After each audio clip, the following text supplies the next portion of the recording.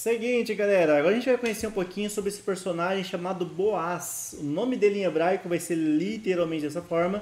Boaz significa rapidez, força.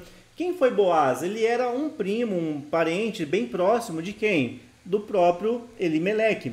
Então esse Elimeleque, que era o esposo de Noemi, esse camarada então ele tinha um parente bem próximo e esse parente era chamado de Boaz. A Bíblia fala que Boaz ele era um homem muito bem sucedido, ele tinha posses, né? A Bíblia fala que tinha vários funcionários, tanto homens que pegavam as coisas no campo ali, né, para trigo, cevado, enfim. E ele também tinha várias funcionárias. Então a Bíblia não chama de funcionárias, né, chama de servas. Então esse homem ele tinha várias posses, tanto posses materiais e também como posses em propriedades, porque depois ele vai negociar algumas terras para conseguir se casar com a Ruth. Então esse homem, ele era honesto, ele era muito bem financeiro, tinha vários funcionários homens, né, servos, várias funcionárias mulheres, né, as servas, e ele foi um dos camaradas responsáveis por se casar com Ruth.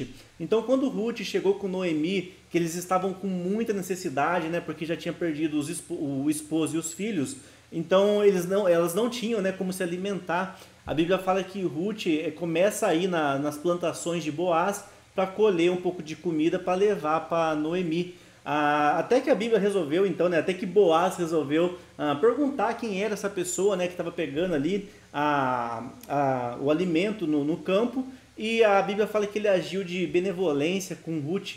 A Bíblia fala que ele pediu para os escravos, né, para os servos dele, que deixasse elas pegarem o que elas precisassem ali no campo. Inclusive, quando eles fossem pegar o alimento e colocar num balde, era para eles deixarem cair. Falou, faz o seguinte, quando vocês colocarem ali, né, deixa alguns cair para que Ruth pegue. Então, assim, dá a entender, lendo a história desse homem, que ele era um homem muito bom. E a Bíblia fala que foi esse camarada que se casou depois com Ruth. E através da união de Ruth e Boaz, nasceu Obed.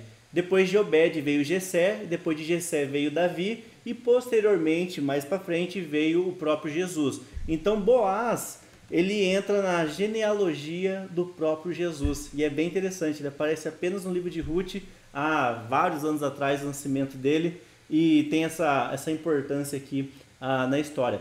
Beleza? E depois a gente tem aqui, pessoal, coloquei para vocês também, ó. Eu ia finalizar aqui, mas depois a gente finaliza com Ruth. Vamos lá, depois a gente tem um outro personagem aqui, que é Obed. Esse Obed aqui, ó, a gente vai escrever como Oved. Oved, esse nome em hebraico. E o legal é que essa raiz em hebraico, é muito legal o hebraico, né, pessoal? Para que você ainda que não estuda o nosso curso de hebraico, vai fazer o curso de hebraico, para de perder tempo, para de procrastinar, porque o curso de hebraico vai te ensinar muito sobre a Bíblia Sagrada. Desculpa fazer esse merchan aqui, porque é essencial que você estude hebraico. Vamos lá, então essa raiz aqui, ó, de Obed, essa raiz em hebraico passa a ideia de trabalhar, trabalhador.